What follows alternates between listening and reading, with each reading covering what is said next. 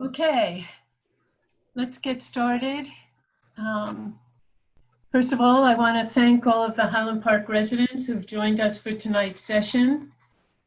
Your civic engagement and concern for the safety of all of our residents is encouraging.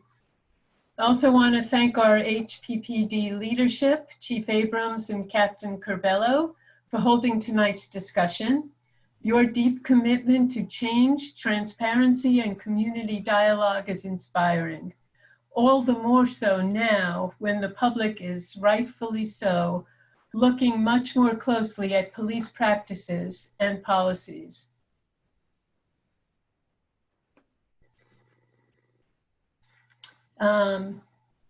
Before I pass the microphone to Councilwoman Elsie Foster-Dublin, I'd like to offer a few thoughts.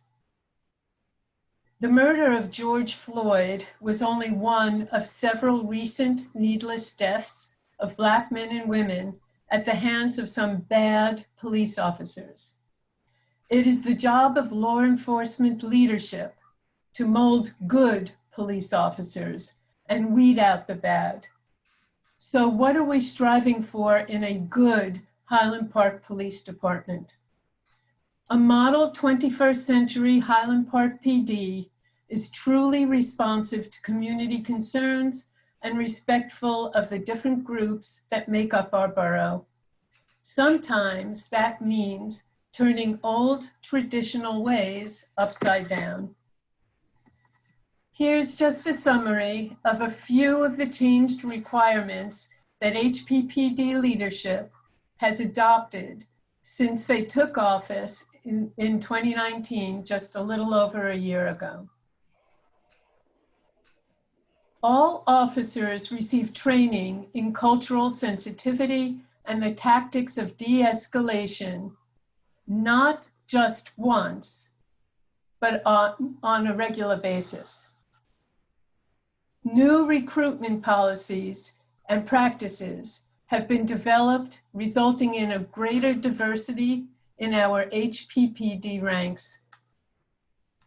Dissemination and enforcement of internal policies that strongly discourage the use of force and, as per AG guidelines, except where absolutely necessary, and even then, only as much as needed to prevent further violence or injury, have resulted in a significant decrease in use of force incidents in the last 2 years.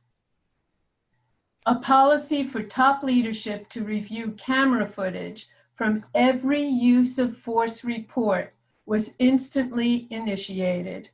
This allows for action to be taken, and if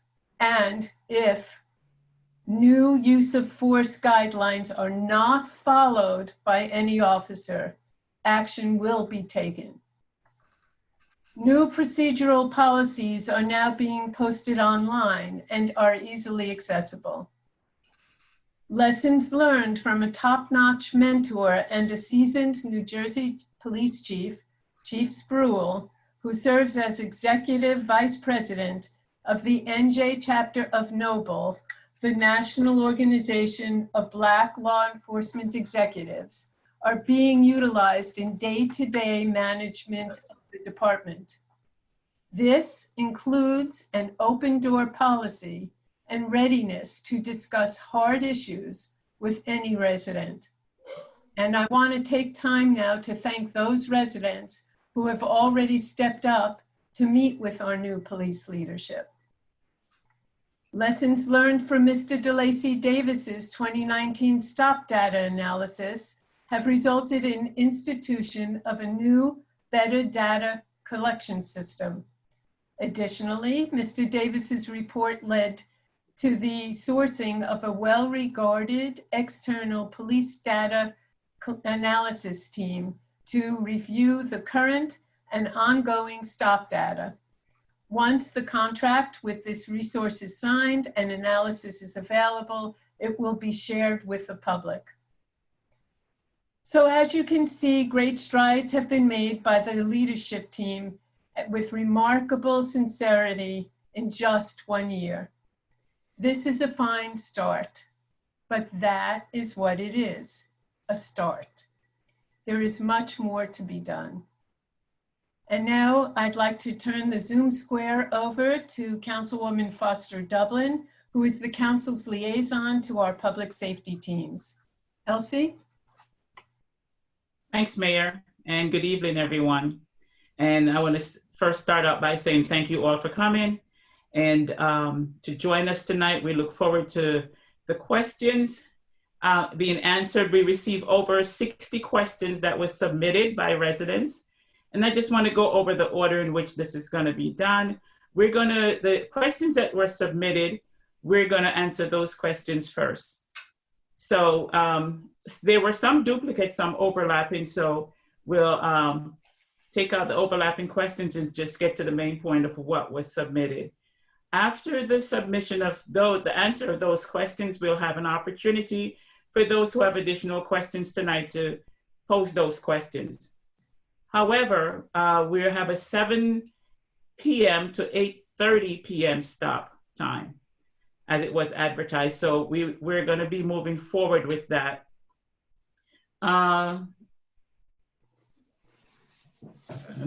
Sure I don't miss anything. At this time, I would like to turn it over to our chief. I'll be here to answer questions along with the chief and the chief as questions arise that he may be better answered from us. With that said, I'm going to turn it over to the chief. We're going to have the 8:30 p.m. stop time, and whatever questions that does not get answered, those questions will be taken down, and we'll post the answer to the questions on the website within a day or so. So we look forward to having this engagement. I do apologize that we did not meet as we promised. We said we're going to meet quarterly, but when COVID came around and all our worlds were turned upside down, this was the soonest that we could meet and to have this conversation. So I do look forward to your questions. I do look forward to us working together to build a better Highland Park.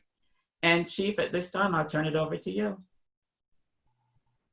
Thank you, Councilwoman Foster-Dublin. Thank you, Mayor. Hello and good evening, everyone. Thank you for taking the time to join us. I hope you're all safe, healthy, and enjoying the summer. I also want to thank everyone that submitted questions for tonight's forum. We received many, and I hope my answers will inform our communities on what I have been doing with the police department over the last 16 months and where we are headed in the years to come. When I took over the position of Chief of the Highland Park Police Department in April of 2019, I had several goals in mind for the future of this department. My primary goal is to have the Highland Park Police Department become an accredited agency. This is a huge undertaking, requiring a lot of work, and is a multi-step process that will span several years to accomplish. As we work towards accreditation, there are intermediary steps that I would like to achieve that are positives for both the community and the future of this department. First is an ongoing review of our directives, policies, and procedures. This is to locate any documents that require updating and to discover any areas where our department and officers would be helped by the creation of a new directive that we did not have previously. This review is constant to make sure we have the most up-to-date policies that guide the actions of our officers and staff. Second is an ongoing commitment to transparency. We want the communities of Highland Park to trust our agency and to believe in what we're doing. To that end, we will be sharing policies, statistics, and general information about our department and what we are doing on a regular basis. We also work closely with borough committees and commissions whenever possible, and we always welcome community involvement and community feedback. One topic that came from our previous community meetings is one of training. Historically, the Highland Park Police Department has had a minimal training budget. In 2019, I had a discussion with the mayor and borough regarding increasing that portion of the budget. They were receptive and agreed that training was necessary and important. As a result, our budget was increased significantly, and there was a corresponding increase in the training attended by all officers in the agency. There were quite a few questions regarding the topic of training, and I will go into that in much more detail when we get to that section of questions. Overall, there have been many small modifications within the department since the captain and I took over. By themselves, they may seem trivial, but when taken together, they are the first steps in increasing the professionalism, accountability, and capabilities of the Highland Park Police Department. In the name of transparency, we have worked with borough commissions in the development of and implementation of the bias-free policing and immigrant trust directives, 2 of many policies that guide our departments and officers' actions. We have begun publishing data and policies to the public for review and comment, both to our borough website and Facebook page. None of these things were done prior to me becoming police chief. Following Dr. Davis's report, we've refined our collection of data on motor vehicle stops, use of force incidents, and pedestrian encounters, and are working to have an outside agency perform an analysis to gauge our performance and to use that analysis to identify areas where we need to improve. Changing the police department is more than changing policy and procedure. A change of the internal culture of the department must also occur. To those ends, I have added resiliency officers, started an open door policy where officers can meet with me individually. I've created weekly staff meetings. I've relaxed some uniform standards and allowed officers that wish to grow facial hair in the colder months. I encourage officers to attend and seek out new and progressive training, to attend community events, to volunteer in the borough, and to be committed to our community. I have made a distinct effort to hire the best, most qualified, and diverse candidates to be officers with the Highland Park Police Department. This includes the hiring of 3 Black, 1 female, 1 Hispanic, and 2 white officers under my short time as chief. I have added an LGBTQ liaison position, 2 bias officers. I've appointed a new youth officer, and I've reorganized Highly Protected Bureau. Together, these events are the start of a culture change within the police department. I understand that more changes need to occur, and I'm committed to making them. Through the changes I've already implemented, I hope that our community can see the positive and progressive direction our department is headed. I'm proud of all the work I have accomplished in such a short time and the effect it has had on our officers and our borough. I know there is much more work to do, and I'm very eager to continue. Now, I would like to welcome the borough's Public Information Officer, Harry Glazer. All of the questions for tonight's forum were submitted to him, and he has graciously volunteered to act as our public voice and read your questions so they can be answered. Harry, welcome, and thank you for helping with this event. Thank you, Chief. Just a few points that I'd like to add before we start. One is as Elsie mentioned earlier, we've received well over 60 questions, many of them detailed and with a bunch of different parts. The chief and the captain spent an awful lot of time trying to organize them and prepare to answer them as best they can in the time given, but we might not get to all of them. And if that is the case, they're going to try to find alternate means to answer the questions that remain. Also, the questions submitted were organized and broken down to who should address them best. The first 4 were deemed most suitable for our elected officials, so I will first pose those 4 questions. Okay, and the first question I'm going to ask to Councilwoman Foster-Dublin. Why did it take so long for criteria for evaluation of the acting police chief and captain to be established? And I'm going to put in the second question because I think they're related. How can criteria for evaluating the acting police chief and captain be expected to be credible and useful when they were released 1 year after the acting chief and captain started acting in those roles? Okay, why did it take so long for the questions? First of all, we had a new chief, a new captain coming on board. The culture of the department needed to be changed. We hired a mentor to come in and to mentor these 2 gentlemen. Her first role was to come in and to take an overview of where they were, take a look at the whole culture of the department, see what needed to be changed in her role as mentor. She did studies, and after the studies was completed, the questions were compiled, and she needed time to make sure that what was compiled was in compliance with what was needed in our Highland Park Police Department. Not only that, a lot of the steps that were going to be taken were personnel matters, and it could not be released to the public. So yes, there was a criteria. It took some time for the criteria to be developed. It took some time for a step-by-step evaluation. She met with them on weekly basis, monthly basis, and went over a whole list of rules and regulation. First, let me say Chief Spool went over the criteria, which is their mentor. And she went over criteria. They went through trainings with her. And she did an extensive work package to get them to where they are today with changing the culture, looking at things differently. And after all of that was done, including the personnel pieces of this, that's after everything was completed, she advised that it could be released to the public, which is what we did. We did not want, in the midst of training and grooming of the officers for chief and captain, that this information was floating out, because they did it was to get their jobs done and get personnel on the way. Thank you. The next two questions are directed to the mayor. Mayor, please break down the budget, salaries, training, crossing guards, dispatchers, etc. Well, these categories that we've been looking at on the budget for the police department and public safety overall are all in flux right now. They were categories that municipalities have used for decades, and given the change and direction that we want to take the police department and all of our public safety entities into, we are changing the way we look at the budget lines. And so it's a little difficult right now to be able to separate things according to the old way we've been looking at things. Thank you.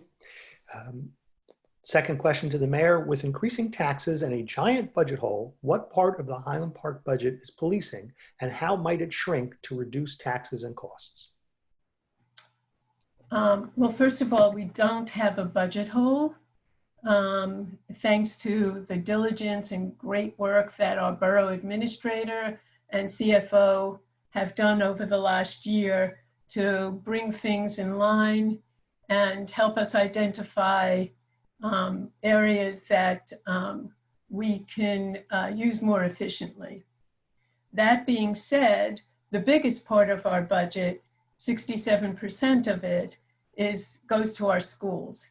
And none of us want to see a decline in the educational opportunities for our Highland Park children. Thank you. Okay, the next questions go to the chief. First question is, how many officers attend training? So every officer in this agency, from myself to the most junior member, attended numerous trainings in 2019. In total, over 3,400 hours of training was attended last year amongst the 28 officers in this agency. Some of the training is mandatory, things that the state requires that we do. Most of it was new training. Some of the training was selective to specific officers based on their positions in the department. For example, a detective might take a different class than a traffic reconstruction officer. Based on their particular expertise, officers that have already been to trainings for certain things could then attend advanced versions of those classes. Their job assignments, their interests. We had an officer who had an interest in animals, and we needed a humane officer. So that officer was selected to attend the humane officer training. Some of the trainings were attended by every officer in the department, and some were attended just by a few. Training is ongoing. We never, ever stop learning. Attending a single training on any topic is never enough, and I recognize that. Officers will continue to attend classes, and that will improve the department and the officers themselves. Thank you. Next question is, what are the names of the different trainings the officers have attended? We sent officer to over 75 distinct trainings last year, and our time is limited. So I will go over a few of them, and we will see about posting a list on either the borough website and or the Facebook page. Real quick, search and seizure, police professionalism and cultural diversity, implicit bias, de-escalation. Those classes were attended by every member of this department. Other officers were selected individually or in small groups to attend crisis intervention training, community policing, teens together, critical incident stress management, which is a way for officers to monitor each other for any effects that they're having due to some of the calls that we go on that are more violent or horrific in nature. interpersonal communications, de-escalation with law enforcement crisis intervention. People who are in crisis or in the throes of some kind of breakdown, this teaches our officers how to de-escalate people that are a little harder to reach based on whatever else they have going on in their lives. Mental health for first aid veterans and first responders. A class called Verbal Judo, When Words Fail, and it's how to use your words to convince people to let them help you. Special needs and mental health de-escalation. The command staff, the captain and I, 2 first-line supervisors and 2 of our junior officers attended a multi-day training held by NOBLE, an organization that the mayor mentioned before, the National Organization of Black Law Enforcement Executives. That training was called Policing in a New Era. It was a bunch of breakout groups, and it was phenomenal. We've sent all of our supervisors to effective supervision for police. It's the first time we've sent supervisors to a training like that since I've been here. None of these trainings that I've mentioned so far were mandated trainings from the state. We felt these classes were necessary as a starting point to build a foundation for this department moving forward. And like I said, I'll get a list together and we'll post it on our Facebook and Borough website so people can review that. There's too many to go into right now. Okay, thank you. How much training in dealing with different cultures, ages, genders, etc., does each officer have? Where? Who gives the training? All officers receive cultural diversity training whenever we can schedule it. Last year we had cultural diversity training for all officers dealing with police professionalism and how to be professional when you're facing a culture you might not be familiar with.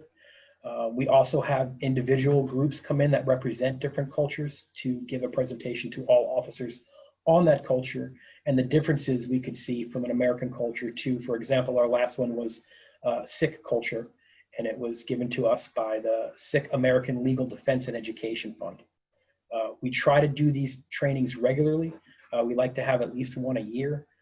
It's difficult to find groups that will come out to us and put these trainings on, but we were constantly looking for different organizations that'll come out and teach our officers. So far in 2020, due to the COVID restrictions, we've been unable to schedule anything in person. We've tried to find some virtual training, but we're looking forward, hopefully, to these restrictions relaxing and being able to open up to have in-person training. If anyone listening has a recommendation for any organizations that represent a different culture that we would encounter and are willing to offer training to us, please let us know. Reach out to us through our website or our Facebook page. The last couple trainings we've had, that's how we've gotten them. Members of the public have come to us and said, hey, this organization is pretty good and you can teach your officers about different cultures. Thank you. What are the objectives of the training that Highland Park police officers receive? The goal for training is always to develop and enhance our officers' abilities. This promotes police professionalism. Training, if you take the training that the officers receive and you couple that with strong policies, it gives officers a solid foundation to make better decisions. Training increases self-confidence, gives officers direction, helps the public. Quality training is never, ever a detriment. It's always an enabler. Okay, thank you. How are you using your analysis to track the success or lack thereof of the various trainings that Highland Park Police Department officers have completed? Well, the new and extended training curriculum that we are putting out there, it is new. It takes time to see how effective these trainings are. It's only been going on for a year and a little bit, so it's difficult to gauge it accurately right now. We're trying to do a year-by-year analysis. For example, with our use of force data that we posted recently, what we had 2 years, 4 years ago and 3 years ago compared to what we've done in the last 2 years since we've started this training regimen. And we'll compare it and we'll try to see where the benefits are and things like that. I've also instituted, not all training is equal, and I understand that. It's important to be able to rate our training internally. I instituted all officers need to complete a training evaluation on the completion of any training course that they're sent to. We look at these evaluations and we make determinations going in the future if this is a course we continue to want to take or if we need to go in a different direction. We've had a couple courses we sent officers to and the evaluations came back very poor. We decided not to use that particular vendor anymore for that particular training, and we sought the information we needed to get in our officers' hands elsewhere. It's been a pretty effective tool. But that ensures that our training is good, it's quality, and it gives the officers the information that they need. Okay, thank you. The next set of questions, Chief, deal with diversity and hiring. First question is, what formula or guidelines are used to determine the size of the police force necessary for our town? So there's no formula or guideline set in stone. There's a recommendation from the FBI. They recommend 2.4 officers for every 1,000 residents. The census reporter lists Highland Park population as of 2018 at around 14,000. Following that formula, that's 30, I think just over 32 or 33 officers. Currently we're at 28. The most effective way to manage the number of officers necessary to keep a community safe is to track our calls, our call types, the way our officers need to respond, by looking at the different crimes we have in town, how often they occur, where they're occurring. That helps us determine if our policing strategies are working. And part of those policing strategies are how many officers we have to complete the tasks that they need to complete. Thank you. What are the races of officers in the Highland Park Police Department? So of the 28 officers in the Highland Park Police Department, that includes me all the way down to the most junior officer. We have 25 officers that identify themselves as white or Caucasian. We have 3 officers that identify as Black African American. 1 identifies as both African American and Asian. We have 3 officers that identify as Hispanic. We also have 2 female officers, a Hebrew officer, an Egyptian officer, and officers who speak Spanish, Polish, Arabic, and Hebrew. Thank you. Can you tell us about the diversity hires? So we are very proud that our recruiting and hiring practices have allowed us to hire officers who are both highly qualified and reflective of the community we serve. That can be a difficult task. Our 7 newest members of the department include 1 Hispanic officer, 1 female officer, 2 Caucasian officers, and 3 African American officers. And that's our 7 most junior people in the department. Thank you. How many police officers do we have overall? Is the squad diverse? How diverse? And what can you tell us about race and gender? So it's 28 officers from the newest officer all the way up to me. The previous answer addressed the diversity and how it reflects. Okay.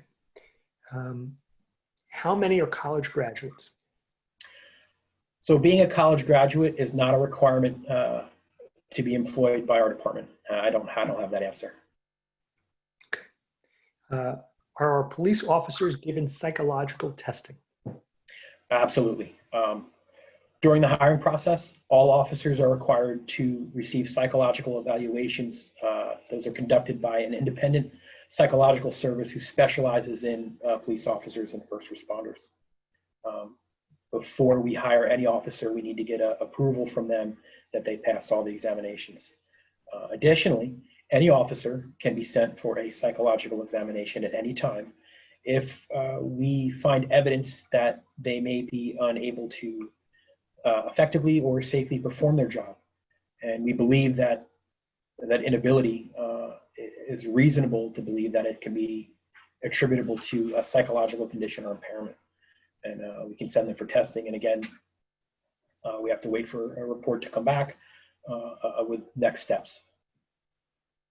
Okay, thank you. The next 2 questions relate to budget. First question is, are there ways that we can reduce costs from the police department? For example, are police required to be stationed where there is public service or other repairs being made? Officers that you see out on the side of the road working for a PSE&G or Verizon or a private contractor, they're paid by the contractor, not the police department. That work is conducted on their time off and not during their regularly scheduled duties. Okay.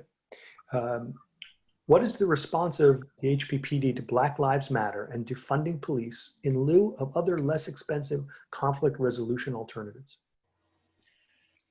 Black lives absolutely matter. If any segment of our community is telling us that they need help, we must assist and support them the best we can. The message, Black Lives Matter, is how a segment of our community has decided to tell us that they're in trouble, that they need help, that they feel marginalized. We need to listen to that. We need to take that seriously. We need to reach out. We need to talk to our community members that are feeling this way and find out how the police department can help them. Our job is to protect people, to serve the public. If part of our population feels that they need more from us, then we need to give it to them. Okay. Next question. I think there was one more section to that Harry. Please. So the second part of your question went into defunding. Yes. So personally, I believe the defunding of police and the slashing of police budgets is part of the reason we're having some of the police issues we're seeing across the country today. If you cut training, if you cut staffing and equipment, you're going to make any department less capable, not more capable. We could not have done the improvements of this agency that we've done over the last year and a half if our training budget had been cut, if our equipment budget has been cut, if our staffing budget has been cut. We need to fund the police department. We need to make sure we have the most professional, capable, and well-trained officers we possibly can. We can't do that with no budget. Thank you. Next question relates to traffic safety. Are there any other mechanisms by which our streets can be made safer? Perhaps a lower speed limit, increased use of speed bumps, and fewer two-way stops or uncontrolled intersections? So we receive complaints from throughout the borough for traffic. People running stop signs, people speeding, things of that nature. When that happens, we have an approach that we've dialed in, that we've come up with since last April. First, we have a traffic counter. It's a box that we can place out on the side of the road, and it counts traffic.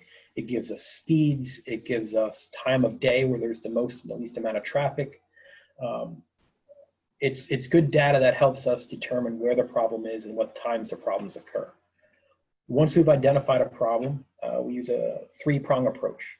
It's engineering first. We monitor the area for problems that are physical. Are there bad lines painted? Is the stop sign covered by a bush? Are the curbs not painted correctly for parking? Do we need to fix any of those things? Does the road need to be repaved?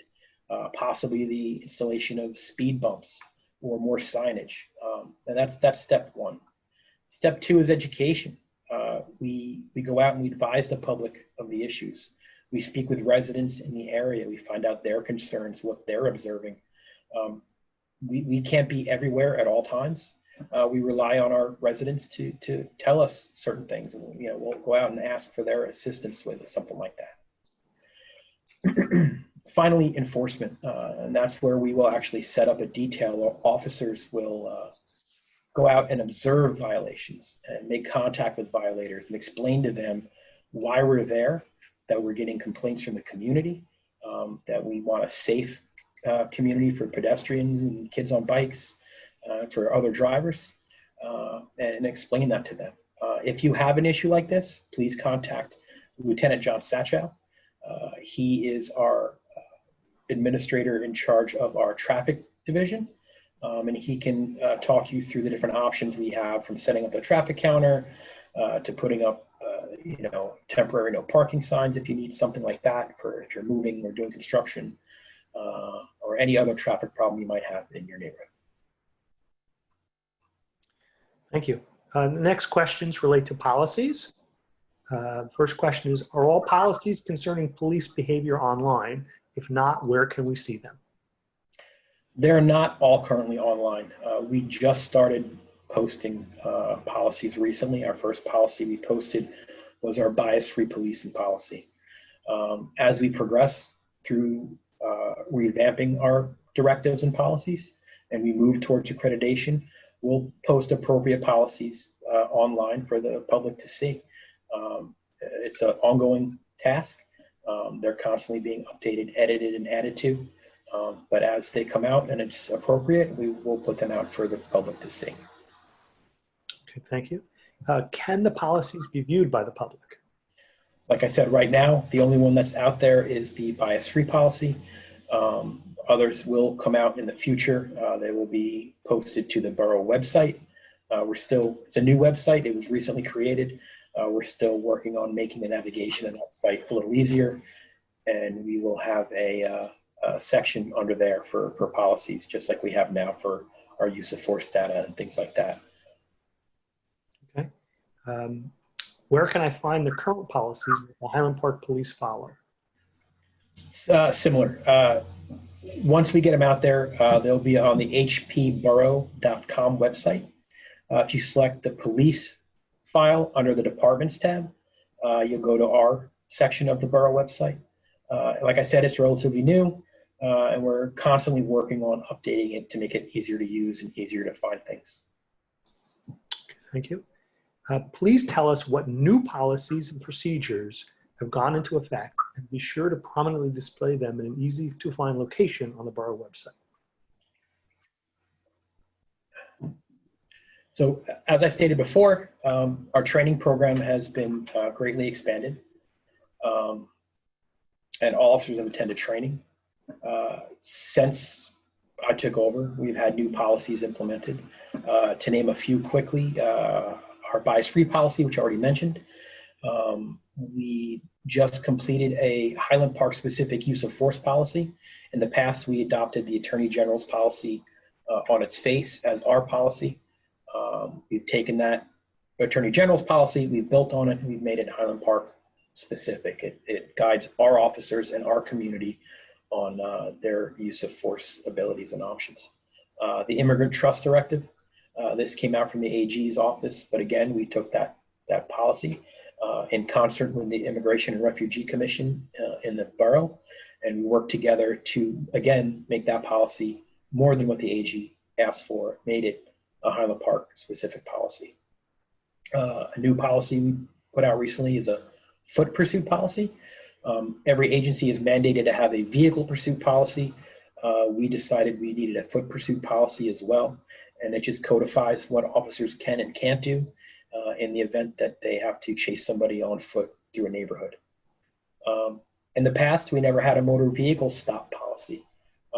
We followed the guidelines that are set forth by the state of when we can and can't stop a car and how we report it. But again, we wanted to update that policy to make it Highland Park specific. We wanted Highland Park to have their own motor vehicle stop policy, again, that guides officers on what they can and can't do on a motor vehicle stop and the actions they have to take before, during, and after a motor vehicle stop. That includes what information they record, when they can and can't issue summonses and warnings and things of that nature. We implemented an interaction with people identifying as transgender policy. Again, this is a policy that came from the state. We took it, we made it a little more Highland Park specific. We have many more policies on the horizon. We've revised existing policies, and we have a bunch of new policies in the works that we want to get out. As I said, we're working towards accreditation. We've been researching accredited departments to see what kind of policies and procedures they have. Some of these agencies have hundreds of policies, procedures, and directives. We don't have hundreds, we have quite a few, but as we review these things and as we research it, we see how important it is for those policies to be in place. And we're using these other agencies and the guidelines set forth by the State Chiefs Association for Accreditation as a roadmap for the policies we need to create to guide the actions of our officers. Okay, thank you. We heard at Tuesday's council meeting that dispatchers are being trained differently now, given that the community members' biases often are the impetus for them calling the police. Is there a new dispatch policy or protocols that can be shared with the community? Does that policy or the protocols address how we can ensure the proper professionals are dispatched, for example, when a person needs mental health services? So all of our dispatchers and officers have been instructed and trained on what questions to ask for specific calls.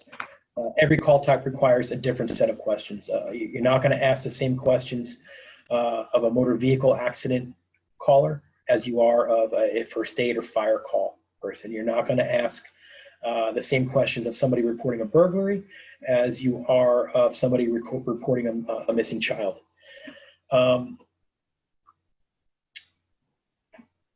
There are some protocols that we've put into place recently due to some I wouldn't say problems, but doing some analysis of our suspicious person calls. And we've come up with a more thorough way for dispatchers and officers to investigate a suspicious person call before they respond. So there's a better idea of the total picture. That kind of stuff would be questions that we would not release to the public, because we don't want people to tweak what they say to get a quicker response from police. We have found that some of these calls that come in as suspicious persons, when we ask what the nature is, they'll change what they're seeing or saying, so they'll get a better police response. When we get out there, we don't observe what was called in. We still have to go, we still have to check it, but these new protocols, I hope, will help curtail some of that. As far as ensuring proper professionals are dispatched, I can give you an example from today. We had a resident in crisis. We had officers out speaking with this individual. We contacted the hospital we use for crisis help, for social workers, for psychologists, psychiatrists. We asked for a response. They had no one available. So we had to deal with this person. Our officers dealt with this person the best way they could. They used their de-escalation training. They used some of the trainings they've acquired over the last year, and they were able to successfully talk this person into voluntarily going in an ambulance and going to the hospital to get the treatment that they sorely needed. It would be great to have mental health professionals available all the time for every call a police officer goes to that they might need that. Unfortunately, right now, with the state that we're in, that's just not feasible. There are times when they do come out. There are times when their resources are stretched thin and there's no one available. We do make those notifications. We do regularly call that agency and talk to them on the phone to get guidance on what to do next and how to handle things. And sometimes request a screener to come to the site, but it doesn't always work that way. Okay, thank you. One more question in this category. Tell me more about community policing and why we see or don't see officers walking about the community. So community policing is so much more than walking through a neighborhood. That's important, but there's so many other things that we have done to foster a community policing environment in Highland Park. We do have a policy, it's called a park walk and talk, and it's exactly like it sounds. The officer parks their car, they walk around, and they talk to people. There are weather condition parameters on there, both foul weather or extremely hot or extremely cold. With the COVID crisis that we've been going through, that detail has been curtailed, but you will see officers out and about in town. And when you do, stop, say hi, talk to them. They would love to stop and talk to you. As these restrictions relax, you'll see more and more of these kind of calls, especially on Raritan Avenue and down in the parks where they have the most opportunity to interact with business owners, with visitors to town who are here to shop, and with residents who are going about their daily lives. We have our National Night Out celebration. We've been doing that for years in August. Traditionally, it's been a great success. It's a wonderful opportunity for our officers to meet the public. Again, unfortunately, due to COVID this year, it doesn't look like that that's going to take place. Hopefully next year we'll be able to have the National Night Out celebration again, because all the officers do look forward to it. Last year in October, for the first time, we held a trunk or treat where officers decorated cars, and families and children came and trick or treated at each trunk of each car that was decorated. It was outstanding. I had a blast. I decorated my car with a pirate ship theme, and kids came and we got to meet the children. We got to meet the parents. Some of them we knew, some of them were brand new families to us that never really interacted with the police department before. That was great. We're planning on doing that again this year. We've had successful Coffee with a Cop events at a couple different venues in town. Our last one was on, I think it was February 13th. We plan on holding more again. COVID kind of put a bad spin on some of this stuff, and it's making us delay a lot of things we want to do. But hopefully with the relaxation of the requirements for COVID restrictions, we'll have another Coffee with a Cop event soon. We do have 3 officers that are certified as bicycle patrol officers. And again, now that the weather is nicer, COVID restrictions are relaxing, people are out in the parks more and around walking more, you'll see them out on the bikes. When you see them, stop, say hi. They're a big hit with the children. The kids love to see the cops on the bikes, and they'll stop and talk. But don't think you're bothering anybody. If you see the cops out there, say hello. We have a youth officer. He works with the department to build relationships with all the young people in town. Typically, we have in the summer a youth academy where we run a week-long abbreviated police academy for the youth in town. Usually it's full at 50 recruits and a waiting list. Again, this year, due to COVID, we're not going to be able to have it, which is heartbreaking to a lot of the kids in town are looking forward to it, and the officers who do it.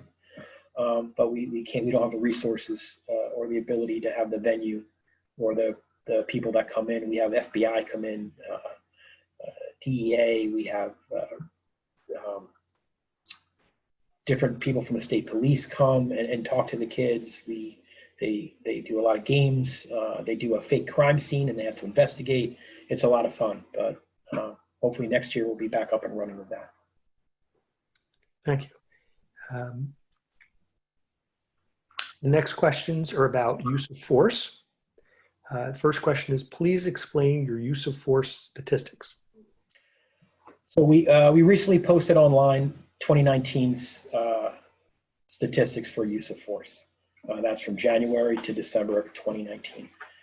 We had 6 calls for service requiring force out of, I think it was a little over 18,000 for the year. We put out the statistics of who force was used against. The races, I believe it was 2 African Americans, 2 Hispanics, and 2 Caucasian people. We put out what kind of force was used. It was a type of force called control hold that was used, along with 1 incident of a pepper spray, which is a natural agent deployment. And then this year so far, we've had 3 calls for service for use of force. It was, I believe it was 1 white female, 1 African American male, and 1 Hispanic male.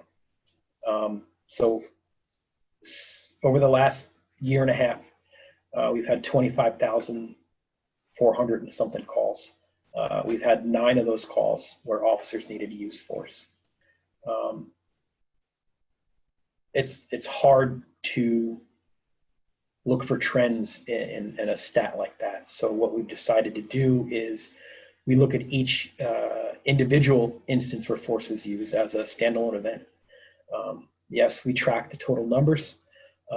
We do compare year-to-year analysis to just get an idea of what we're doing. And again, that goes back to our training, and that lets us see if our trainings are helpful, if it's keeping our officers where they need to be within the guidelines of use of force, and if the de-escalation trainings and techniques that they've learned are effective. But with such small numbers, like I said, it's hard to define those kind of trends. Thank you. I believe the next 4 questions are related, so I'm going to give them all to you at once, Chief. Okay. What actions by those against whom force was used precipitated the use of force? Was a serious attempt at de-escalation attempted repeatedly first? Was the officer truly in danger of bodily harm? And what was the race of the person confronted by officers? So the use of force reporting form that the Attorney General provides to all agencies that we have to fill out does not record the action that was used that precipitated the use of force specifically on the form. However, the use of body cam footage, we can review the incident and see the actions of both the police officer and the individuals involved. Additionally, we can use the investigation report, which documents the officer's observations and the investigation into the incident. And that'll often describe the actions involved. The body-worn camera footage and the officer's reports are reviewed for every use of force incident. Whenever we have one, the admin here, the captain and myself, my 2 lieutenants, we review the use of force incident in total to make sure that everything is as it should be within guidelines and appropriate and reported accurately.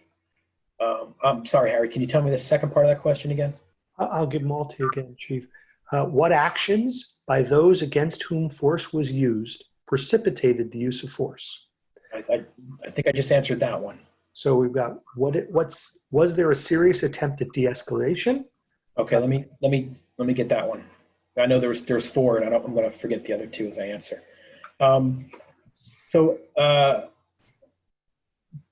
There is no field to record if there was or was not an attempt at de-escalation prior to the use of force on the use of force reporting form that the Attorney General provides. However, we train our officers to use de-escalation, and our use of force policy requires an attempt, if possible, to de-escalate. Unfortunately, it's not always possible, and there are times when an officer can respond to a scene where someone is actively harming someone else, or where someone just starts to fight with an officer without a single word being spoken.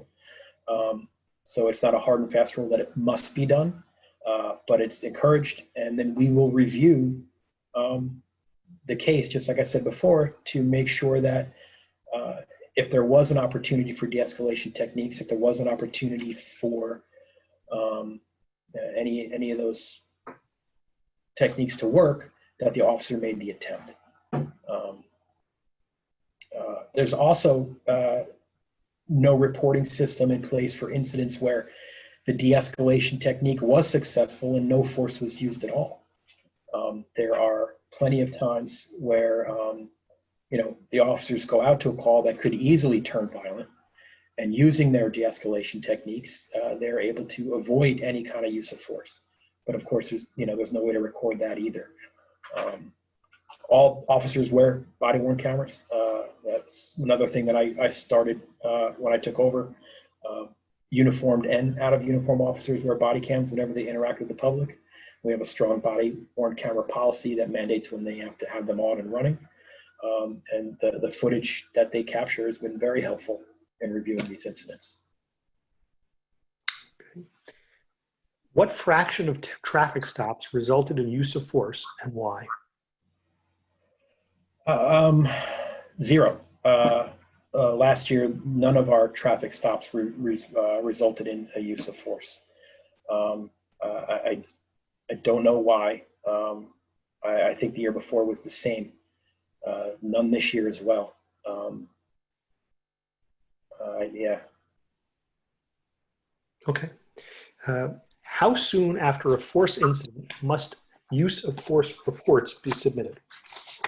The completion of the use of force reporting form is mandatory for any incident where use of force is used. It's part of the total package of documents that we use to record the events of any incident. It needs to be done quickly after the event.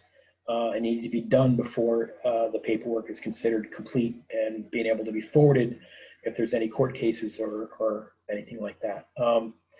If an officer is injured or at the hospital or otherwise delayed to complete that report, we figure out a way to get it done. It might take an extra few hours, but the typical is the use of force report gets completed. At the same time, all the other paperwork for the incident gets completed, and it gets sent up for review. Okay. Is there training for all officers in properly filling out a use of force report so that the information will be most useful for proper analysis? Yes, this is one of the first things I changed when I became chief.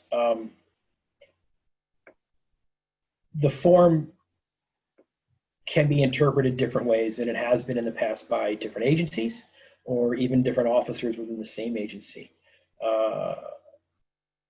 For example, there's one box you check if you're using a physical force, which is putting your hands on somebody, that says hands, fists. So some officers would check that if they had to just touch somebody to put handcuffs on, which isn't appropriate. That box is there if you're going to use your hands to slap or a fist to punch or strike. And we went back through some of our use of force reports and realized that officers were marking that, and we're watching the body cam footage. And we're saying, why was that marked? And they said, well, I used my hands to guide them into handcuffs. I used my hands to assist the first aid squad with holding a patient down on a gurney so we could transport them to the hospital. And when we realized that, we made the determination that we needed to have a uniform way of completing these reports to make sure all officers are on the same page all the time. And that was huge for our use of force analysis. So by doing that, we have a more uniform reporting system. We can compare our officers amongst themselves on what's going on, and we know that's being filled out correctly and right. Thank you. Are use of force reports reviewed by a supervisor and then by someone at a higher supervisory level within a very short time after they are submitted to check for clarity and completeness of the information provided? So prior to me taking over in April, there was only a check by the officer's immediate supervisor to make sure that the report was completed and satisfactory. Again, we had different interpretations of what different sections of that form meant. So first we had to fix that and make sure that everybody knew a proper definition of each box and what was expected. Following that, now not only does the immediate supervisor check it for completeness, but we actually review every use of force incident from soup to nuts. Like I said before, the captain, myself, the two lieutenants, we do a complete review of all use of force incidents. That includes the body cam footage. That includes the use of force reporting form for accuracy and for legitimacy. That includes looking at the investigation reports, looking at any associated arrest reports. If more than one officer used force, the additional officers need to do supplementary investigation reports, which they document what their actions were in their own words. And we look at everything, and we make sure at the end that it was complete, that it was correct. We look for any holes in our policy that we might need to tighten up based on actions. We look for any need for retraining. If something is done that's not in accordance with best practice. We look at anything where we might need to instill discipline, do corrective action, whether it's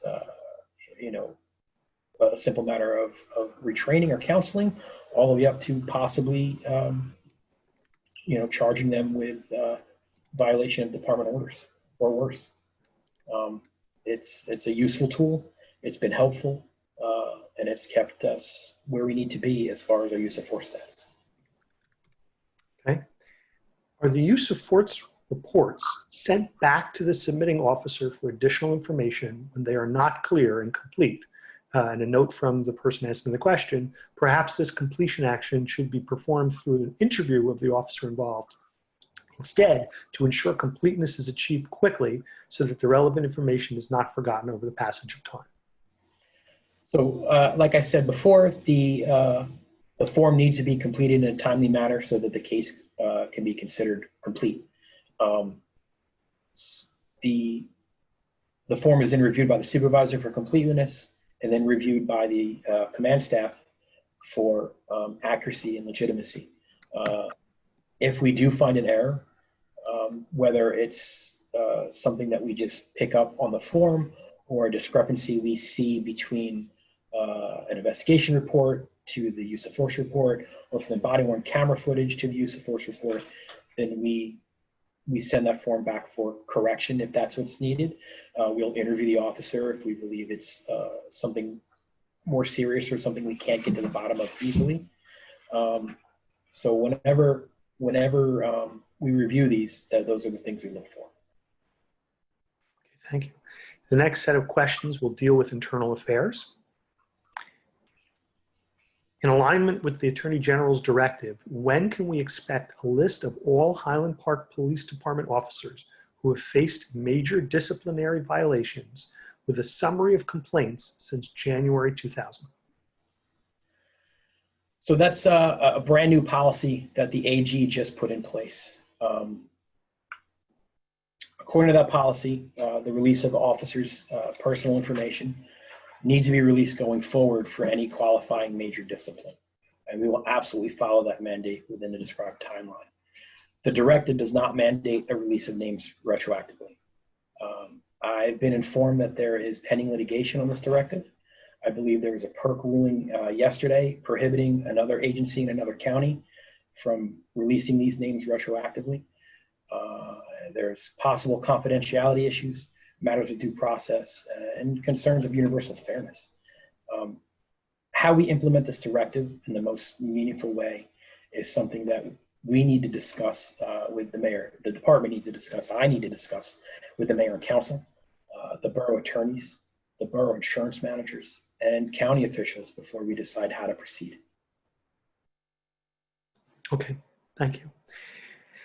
How many internal affairs complaints have been initiated by civilians, not police officers themselves, over the last 10 years? Can you please break them out by category, excessive force, differential treatment, etc.? How many have been sustained, exonerated, not sustained, or unfounded? How many have resulted in disciplinary actions of police officers? Okay, so we post publicly a breakdown of all of our internal affairs investigations and findings annually. This is required by the New Jersey Attorney General's Internal Affairs Policy and Procedure. We put this information out on the borough website under the police department's section. What we post breaks down the previous year's internal affairs investigations exactly in that manner. It does separate out officer complaints that are initiated by the public and officer complaints that are initiated internally by the department, by the agency, either by admin, bringing someone up on an investigation for something that we've discovered, or from other officers making complaints. The breakdown also goes into the categories of what the internal investigation was for. For example, rule violation, a demeanor complaint, excessive force, differential treatment, just like the question asked. And it also reports the final outcomes of each IA complaint over that year. Traditionally, we just post the previous year's information as required by the Attorney General's office. And that's currently our 2019 annual report. And like I said, that is on the hbborough.com website now. I don't have all that information available at this moment. I will look into reposting our old annual reports from previous years to the website permanently, and put it in the same location as 2019's, and that information will be there for anyone who wants to look at it. I will meet with my professional standards people, the officers that work in that unit, and see how we can make that happen. Okay, thank you. I believe our next questions are on the Highland Park Equity Commission. How can we ensure that the Highland Park Equity Commission is part of the process to determine and implement policies and practices that eliminate racial disparities and discriminatory policing? So we've worked with the Equity Commission in the past. We value the input we received from all of the borough commissions we've worked with: the Equity Commission, Immigration and Refugee Commission, the Human Relations Commission, Universal Access Committee. Some of the more useful trainings that our officers received over the last year and a half were a direct result of recommendations from those committees. We rely on them to give us information about what's useful and what's not, what direction that they would like to see the department go, and how we can implement some of the programs that they have envisioned. I, as always, am committed to continuing our excellent working relationship with these committees, Highland Park Equity Commission included, of course. And I look forward to working with them again, as we have in the past. Okay. Does the chief feel like he has the support of the mayor and council in working more closely with the Highland Park Equity Commission? I understand if the chief does not feel comfortable answering that question, but we really need the mayor and council to support the chief's relationship with the Highland Park Equity Commission. So I know that I have the full support and confidence of the mayor and council in working with the Equity Commission. If anyone who is on that commission or thinking about being on that commission, please reach out to the captain, Captain Corbello.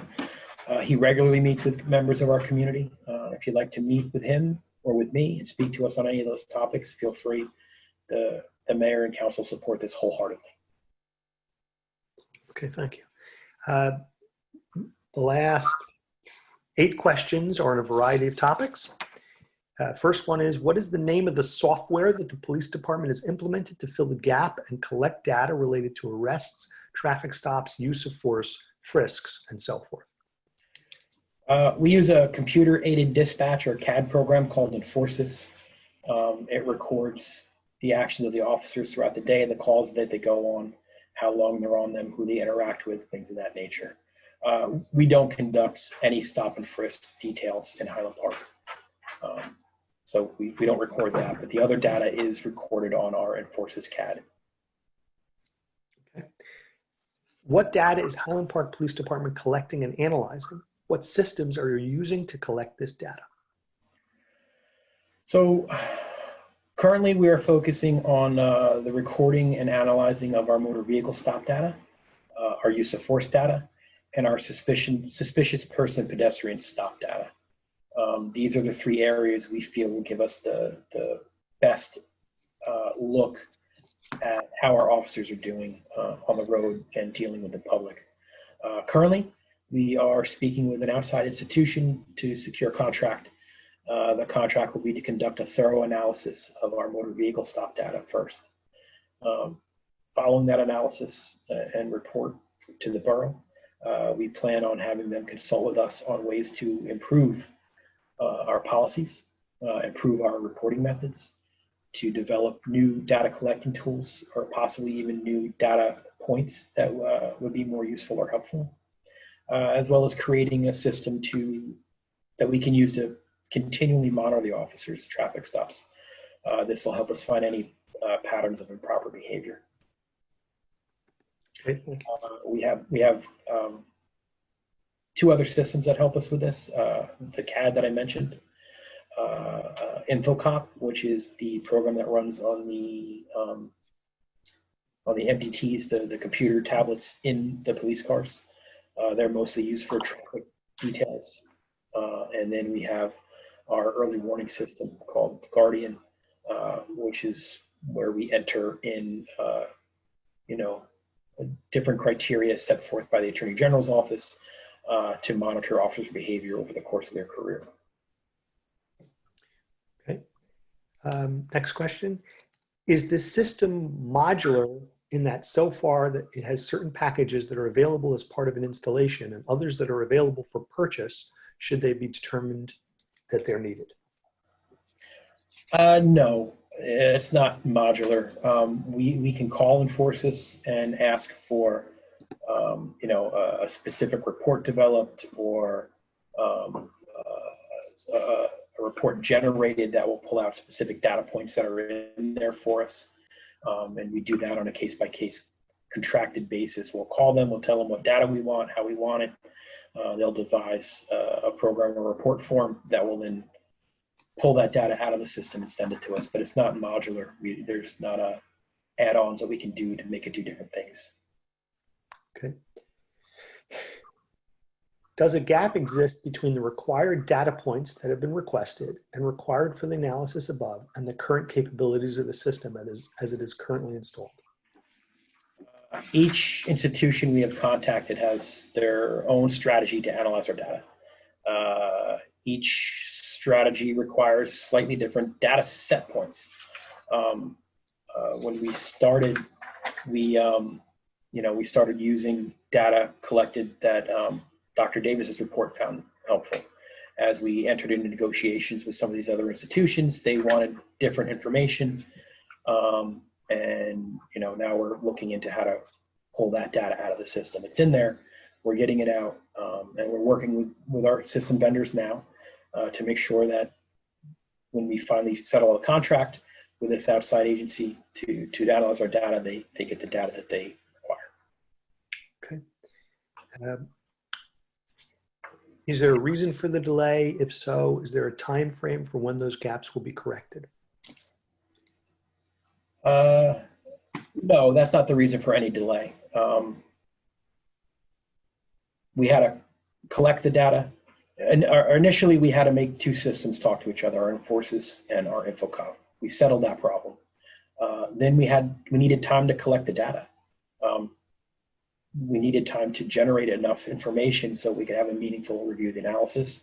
And we needed time to generate a relationship with the institution we're going to use to develop a contract, to budget for it, and to get them the data so they can start crunching it. We've been in contact with them continuously. There was a break in contact during the initial part of the COVID emergency. But I've been in contact with them regularly now, and we're working on a contract to finalize so we can get this done. Okay. What is your plan for communicating transparently with the public about your actions and plans regarding data? How will you communicate your analysis of this data and allow for public comment on the analysis?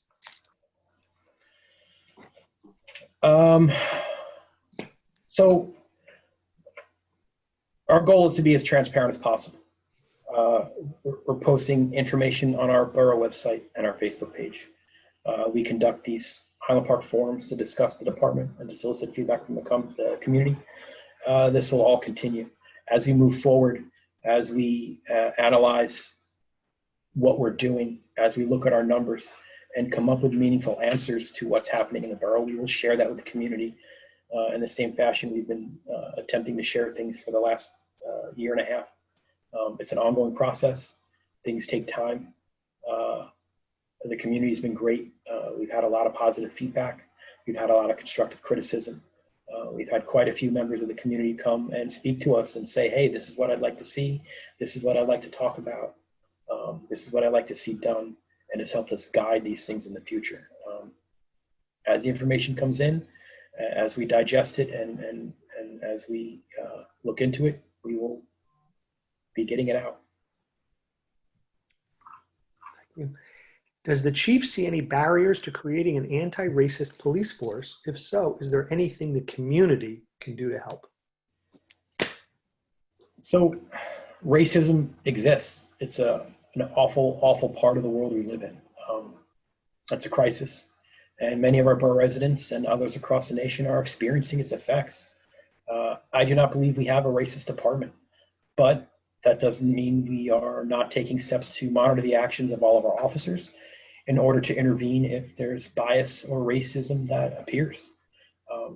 The steps we've taken so far: training, strong policies and directives, community engagement, the putting in place of an early warning system. We've recently started a random reviews of body-worn camera footage where supervisors need to watch a certain number of body cams footage recordings of each of their officers on a regular basis to just see how their officers are acting on calls that the supervisors don't go to. Tracking our statistics and having them analyzed by an outside agency that will be honest and say, hey, look, this is good, this is bad. These are the things we need to know to make sure that bias and racism doesn't encroach into Highland Park policing. We take significant steps in our hiring process to make sure we look only at candidates who will improve the department and our goal of community service. Thorough background checks are conducted.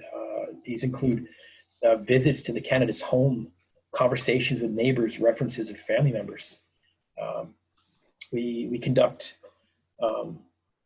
thorough review of all personnel files from previous employers, especially if they're officers in another place. We look at any complaints they may have received, any investigations that they've had against them. And then finally, every candidate must pass psychological testing through. As I mentioned before, there's an independent professional psychologist office that specializes in police and first responders, and these candidates that we hire need to go there before and get the okay from this agency before we offer them the job. As far as community engagement, the community help, we need the community to stay engaged. We make a point to meet with residents whenever possible. We welcome assistance from the community. We want to hear ideas. It doesn't mean we can take them all. Some might work, some might not, but we want to hear them. We want our community to be a part of our policing of the borough. Okay, I've got one last question from the list we had early this afternoon, but then I've got another set of questions that the captain compiled from questions sent in by residents today. So I'm going to ask the last question on the list up until 2 p.m. And then I thank the captain for compiling the last minute questions into another list. So the last question from the initial set was, when is the next police forum? Our goal was to have these quarterly. Our first forum of this year was supposed to be at the end of March, which is right when the COVID pandemic struck New Jersey in full force. There was no way to have a community forum then, definitely not in person, and the resources just weren't up there yet for a virtual forum such as this. The last few months have made a lot of this stuff easier, more comfortable, and better responded by everyone. So the one for this quarter, which is the completion of the first half of the year, we were able to complete. Our next one is scheduled for September 24th at 7 p.m. I don't know what format it's going to take, if it's going to be another Zoom conference such as this, excuse me, or if it's going to be something we'll be able to handle an in-person crowd like our previous open forums. But yeah, September 24th, 2020 at 7 p.m. Details will be coming out as we get them, and we'll keep everybody informed and up to date. Thank you. Okay, the late breaking questions? Yes. Okay. How have police been responding to people calling to complain that people are not wearing masks? Are they required to respond? So the requirement to wear masks outside isn't a requirement. It's a recommendation or suggestion from the governor and from the state. We are not responding to calls when people call in and say there's a group of people not wearing masks. The recommendation I will give everyone, if that's something you're concerned about, make sure you have a mask on you, and if you're near somebody who's not wearing a mask, you can put yours on. And it's not a police function to come out and make people put their masks on if they're outside. There's specific exemptions in the executive order for that. We've been receiving a lot of calls from the public about people outside not wearing masks. There's nothing the police department can do to make them wear masks. Protect yourself, have the proper protective equipment for yourself if you find yourself in a situation near people who are not protecting themselves with masks, and be able to put your equipment on to keep you safe if you feel that's important. Okay. What exactly is the new protocol around suspicious persons calls? What do the police do when there are clearly calls based on racial bias? So I mentioned before, our dispatchers and our officers who work the desk are all instructed on a series of questions to ask on a suspicious person call. I don't want to get into the exact questions asked because I don't want people to be able to, quote unquote, game the system if they, might change how they would normally answer to get a faster police response. Unfortunately, this does happen. But we try to get a better picture of events that are occurring when the caller is speaking to us at that moment, so our officers know what kind of behavior to look for when they arrive. Our officers are taught to now observe for themselves.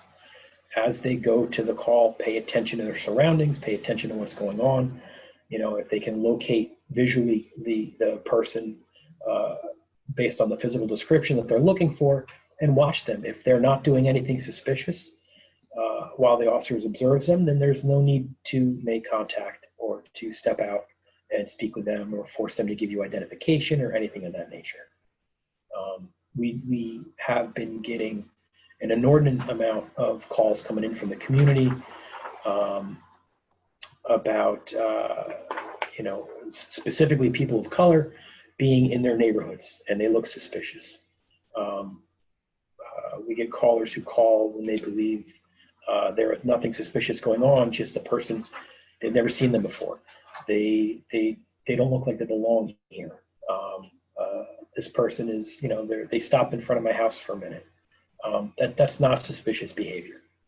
So the officers will still go because we have to go respond to any call that comes in and investigate for ourselves. But the officers now will be taking their time to look for suspicious behavior before they act on it. Okay. I just want to interrupt for a moment. I noticed that we had a set time for 8:30, and there's still a few more questions you have, Harry. So I'm going to ask that we extend to 8:45 to accommodate everyone's questions. Okay. Thank you. There's a lot of discussion right now about the way policing has become increasingly responsible for areas that are more traditionally belong to other organizations with more specialized training, social workers, mental health workers, etc. Is this true for the Highland Park Police Department? Does the department handle calls that overlap with these areas? How does the department work with these other public welfare organizations? And are there plans to evaluate and change? So as police officers, we're considered first responders. That means when a call comes in of any nature, especially an emergency nature, we are the first ones to respond. We are already in the borough. We are already in the community. We are out and about in the town. So when a call comes in, yes, police officers are the first ones to respond and the first ones usually to make contact. We do have resources that are outside the borough, such as APS, Rutgers Behavioral Health, Acute Psychiatric Services, DCP&P, which is the old DIFUS for family events. We have other resources that we can call into, from homeless shelters to teen crisis hotlines and things of that nature. Domestic violence advocates, crisis team members for different communities in different parts of town. We use all of these to our best advantage. Unfortunately, they're spread thin. They're not just Highland Park's resource. They're a resource for the entire county or possibly the entire state. when we call them, they're as receptive as possible, but they're not always available. There are times when they get here within a minute. There are times when it might take them a couple hours to get here. And there's times when they just can't get here at all and they ask us to handle the call for them. As we move on, police departments police officers are expected to do more and more and more in the community. We enforce laws. We act as social workers sometimes. We act as family mediators at times. We break up fights between family members. We help kids who lost their bike. We try to wear every hat we can to keep our community safe and let them know that we're there for them. That's tough sometimes. That's hard. We're pulled in many different directions, and we have to be able to change hats for each radio call we receive that we respond to. We might go to one call where we're dealing with a family in crisis, and the next minute we are trying to stop the bleeding on somebody who injured themselves with a power tool.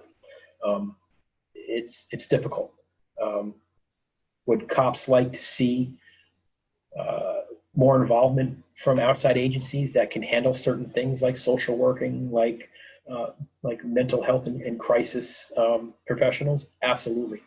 Absolutely. That would make our jobs a whole lot easier. But it's not a problem that we can solve on our own. We need the resources. We need, these outside agencies to increase their resources if they have enough people to dedicate to each community.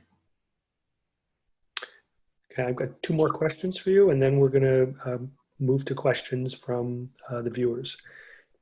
One question is, explain what happens when an officer responds to a suspicious person's call and the officer sees that the individual is not suspicious. Nothing.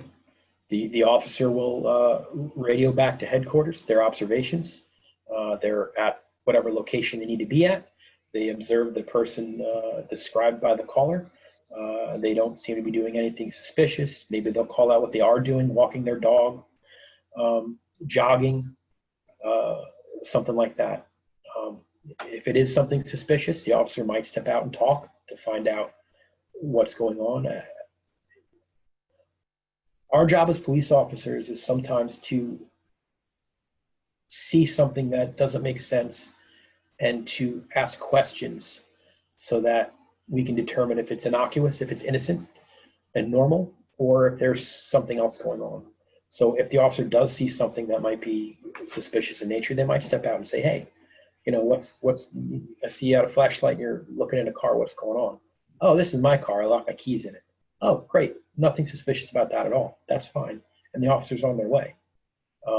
If things don't add up, then they might ask more questions to try to get to the bottom of it. Sometimes that might end up in an arrest. We have arrested people who are breaking into and stealing from motor vehicles based on a suspicious person call. Somebody called in and said, hey, I saw two people. They were, trying door handles and they were sitting in cars. We got out there, we observed it, we ended up making an arrest. Other times we get that same call and we get out there and it's nothing of the sort. It's, somebody forgot their wallet in their car and they went out to get it, or somebody went out to lock their car and they were trying the door handle to make sure the car was locked. Not suspicious, but we wouldn't know that if we didn't talk to the person.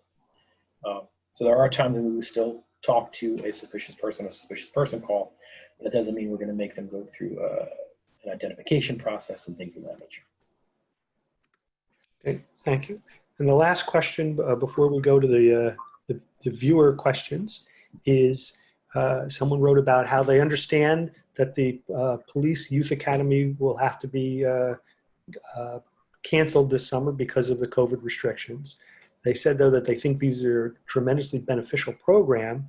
Is there any possibility of an alternative, possibly a one-time program with having contact between young people and the police?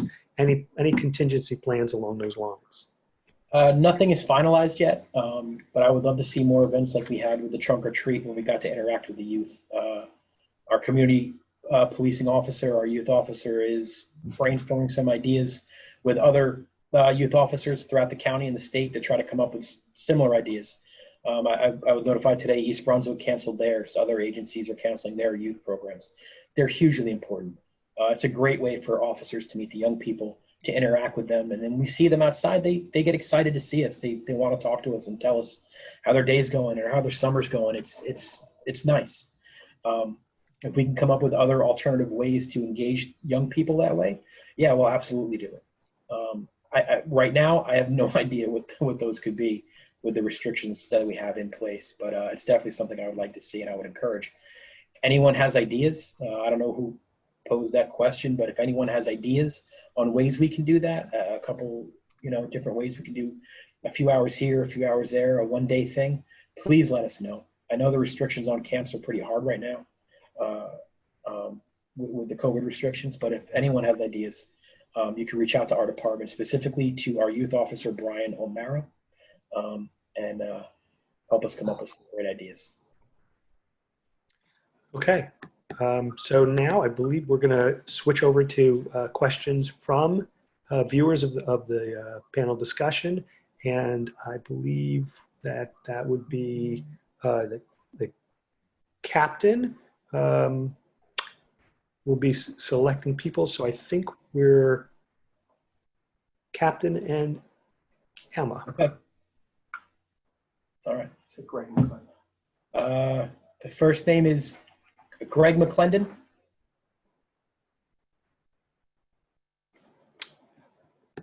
Greg, you have to unmute yourself.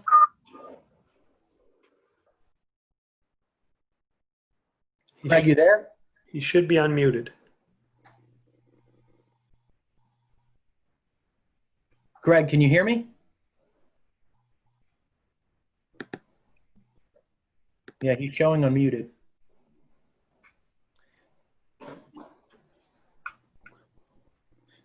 Greg, you can send your question in the chat, and if that works, I can read it to the chief.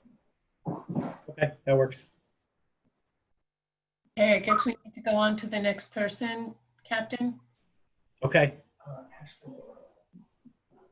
The next person is Ashton Burrell. Yes. Hello. Hey, Ashton, how are you? Hey. How you doing, Chief? I'm doing well, thank you. Good. Quick question. I know discuss some trainings and stuff like that.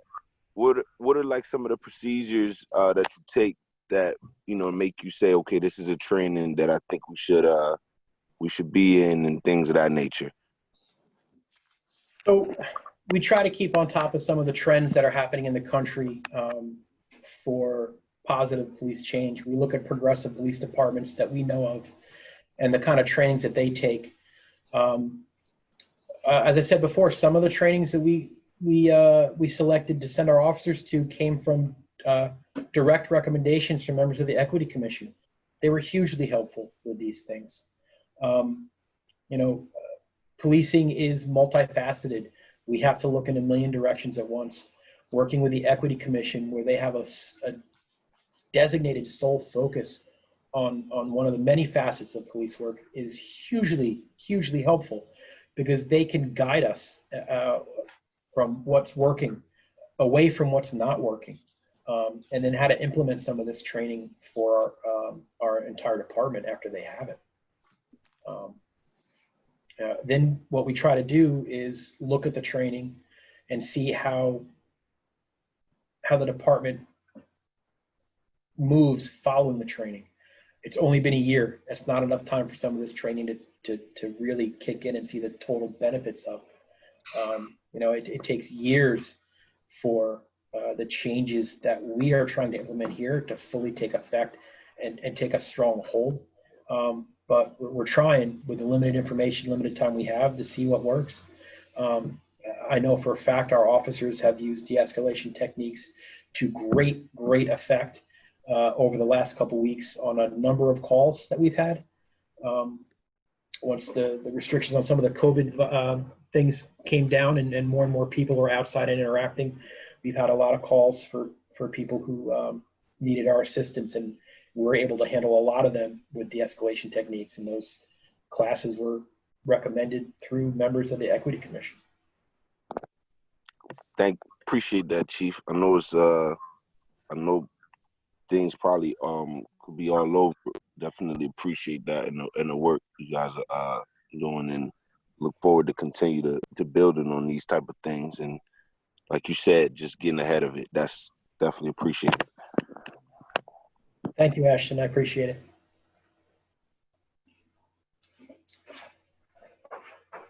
Sheely Sal. Sheely Sal? Hi. Hi, how are you? Okay, thanks so much for doing this. Really a pleasure to hear you talking. Thank you. Does the Highland Park Police Department use facial recognition software to identify potential perpetrators? Today, a number of articles came out describing software algorithms that can easily misidentify citizens as perpetrators of crimes. And you know, hearing this, it really creates some uneasiness, and I'm just wondering what's going on here. All right, so no, we don't have that capability, nor do we want it. Our officers do wear body cams. All of our police cars do have dashboard cameras, and we do have security cameras, you know, around our building. But we have no facial recognition software, no system to run any kind of image through any kind of analysis tool. So just to interrupt, so yeah. What you're saying is the body cams, they don't take stills of the body cams and send them off to any kind of analysis? No, absolutely not. Okay. Nope, nothing like that at all. Anything else? Oh, thank you for your question. It looks like Mr. McClendon figured out his technical difficulties.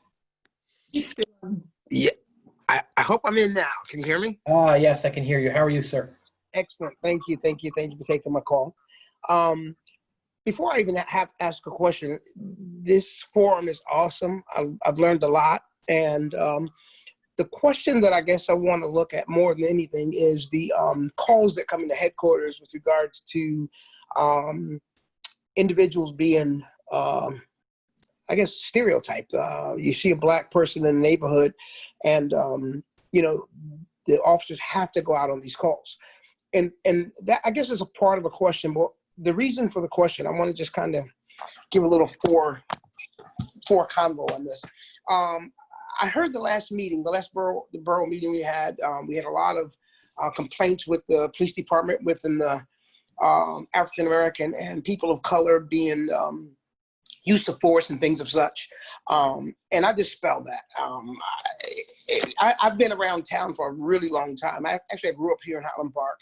And I've never, I know both sides of the department, the old regime and the new regime. And Highland Park has come a long way. And I know this firsthand. So when I hear things like excessive force, when calls come into headquarters because of a person that looks suspicious in the neighborhood, that puts that person in a very bad position. That puts the officer in a bad position as well, because what appears to the public is that, you know, the police are harassing people of color, and that kind of adds to this rhetoric, and I'll call it that, that's in town right now. One of the main issues that I'm having with this, Chief, is that because I think you guys, or I know you guys are doing a tremendous job in this transition. I don't want you guys to go backwards. I don't want this to kind of cause you guys to feel like you're damned if you do, you're damned if you don't syndrome. And that's what I think is happening. And I can see it. The good thing is that we get to talk to a lot of the officers on the road, and they're very nice. They'll talk to you. If you ask questions, they'll answer you. But also, you want a town that if someone comes in, you want the police department to be proactive. You want you guys to do your job. And my fear is that someone's going to either get hurt in this situation the way it is now. And I know we have the Black Lives Matter. The one thing I can say, and I'll give this to the mayor and to the council, the Black Lives Matter being painted out there on the road speaks volumes. It's right in front of police headquarters for those that haven't seen it as yet, and fire department in Borough. But the one thing I wanted you to kind of work on or answer the question for me is what's being done to make sure that the morale of the police officers are intact, and that at the end of the day, you guys are okay. Because one thing as an African American, I can say this for sure, that we have made strides. I can say for sure that if there are any issues, whether we use the state attorney general's guidelines or not, there's an open door policy. You can come in and get these things rectified and at least have an open dialogue. So I just wanted to, I guess, ask that. What are you guys doing? Is there anything internal that you guys are doing to continue in that you guys continue to keep Highland Park safe and that you're not swayed by all these things that's going on around and behind the scenes? I guess that's my question. Thank you. It's tricky to balance the microscope that all law enforcement officers are under right now with doing our jobs. Sometimes our jobs are to tell people that they're doing the wrong thing. Nobody likes to hear that. Sometimes our jobs are to arrest criminals. Sometimes our jobs are to intervene in violent encounters. That's part of what we do. Our officers are encouraged to do their jobs. Our officers are encouraged to be law enforcement officers, as our job title says. Mm-hmm. In addition to that, we're also peace officers. We're also, we also are there to serve our community. It is a juggling act sometimes, and sometimes we'll drop a ball and make a mistake, and we know that can happen. My job as chief is to make sure that when that does happen, we found out why it happened and we address that problem. Internally, morale is okay. It's on its way back up. It was down there for a little bit right after the killing of George Floyd. Every law enforcement officer, a good law enforcement officer in the nation, hung their head and felt the weight of that on their shoulders.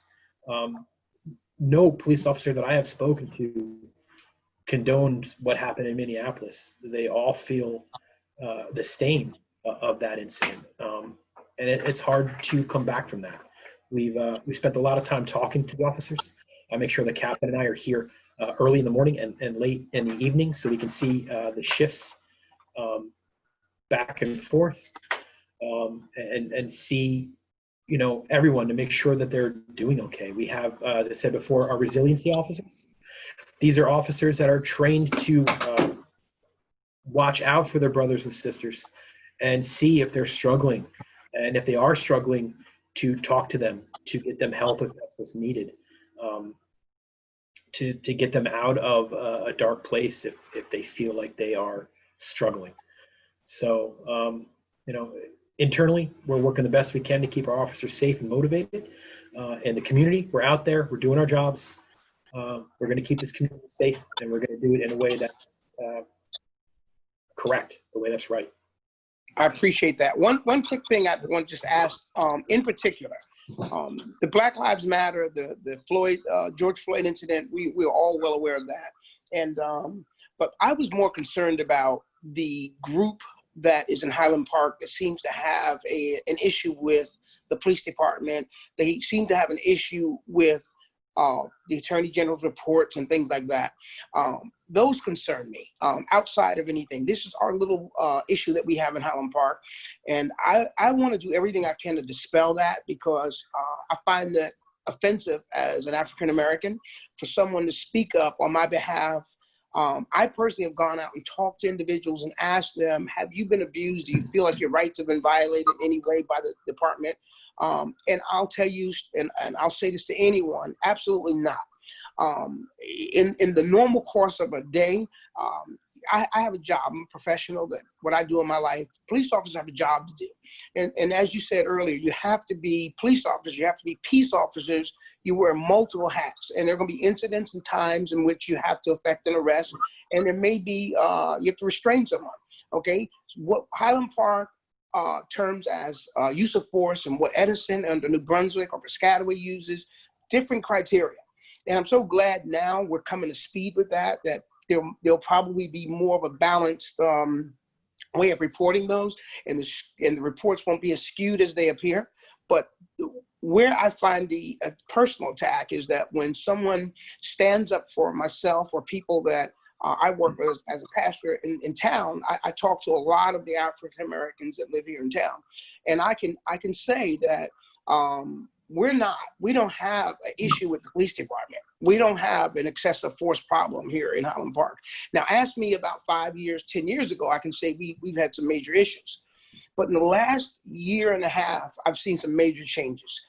I think you shared earlier the new hires, the 7 new hires that came on. That's a reflection of our community. As a matter of fact, I think you're doing a tremendous job with that. But it's not the end all. I think there's more that needs to be done.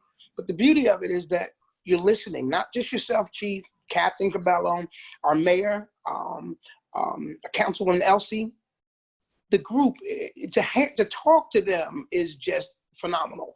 And I would admonish anybody who lives in town, if you have a real issue, why don't you just make an appointment and go down and talk to either of these folks? If there's any African American, Black, of color that have any issues, see myself or Ashton or Bruce Morgan. If you don't want to go before the town, we'll be happy to walk with you, talk with you, and rectify. But we don't want a stigma in town. We want to get all of that stuff out of the way, and we just want to go on and live as a cohesive, happy family. If we talk to anyone in Highland Park, we're a big, happy family. And we have problems. We're going to have problems. But at the end of the day, I believe we're working towards a good end. And that's all I need to say. I'll back off now. Thank you, sir. So I think I'm keeping with Councilwoman Foster-Dublin's instruction. We want to end as close as we can to 8:45. So I was asked to request one more question, and then we're concluding. Yes, I just want to say that it's now, we've gone beyond 8:45. It's now 8:49. So this will be the last question. I want to thank everyone that, participated in this. The questions, we'll keep looking and compiling the question, putting answers to them. We would like to get the questions out on the Facebook page or on the police website.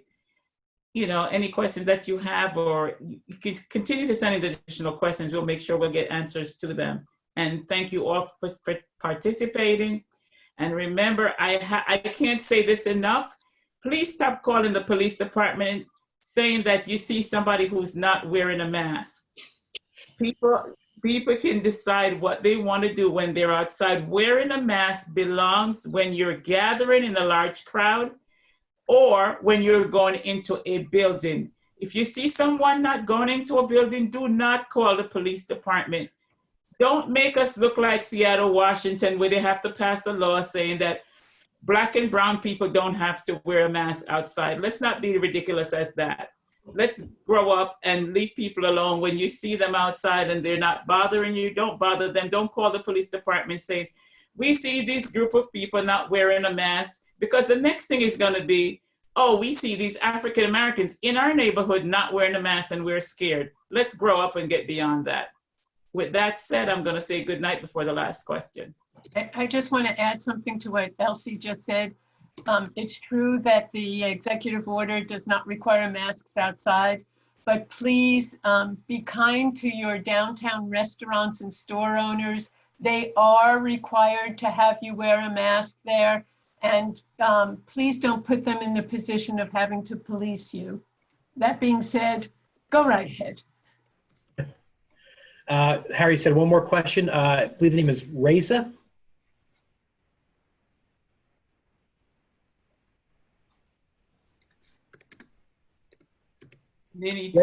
Reza, you're on mute. You can unmute yourself.